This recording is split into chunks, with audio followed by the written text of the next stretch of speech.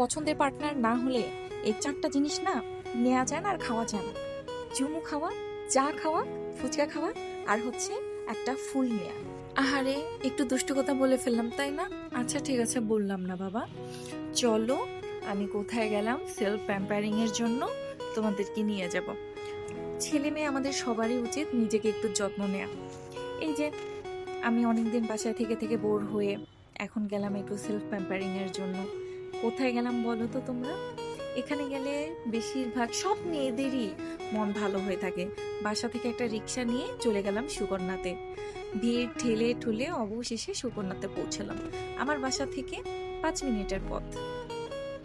এখানে গিয়ে পরিবেশটা দেখে আসলে আমার মনে হলো যে আই সুদিং একটা পরিবেশ, খুব ভালো লাগলো। আমি ভিডিও করতে একটু শাই ফিল করি, যার জন্য সব জায়গায় ভিডিও আমি নেই না। আমি ওয়েট করছি কখন আমার নাম ডাকা হবে। আমার সামনেও আরো 3 জন। কিচ্ছু করার নেই, আমরা ওখান থেকে চলে গেলাম মার্কেটে। মার্কেটে গেলে আমার মন ভালো থাকে, কিন্তু যে আমার মাথাও ব্যথা করে। আর পৃথিবীর সবচেয়ে সুন্দর একটা দৃশ্য কি জানো? কোনো একটা ছেলে কোনো মেয়েকে ফুল দেয়া। এটা আমার দেখতে খুবই ভালো লাগে। ফুল দিয়ে আমরা সাধারণত ভালোবাসার বহিঃপ্রকাশগুলো করে থাকি।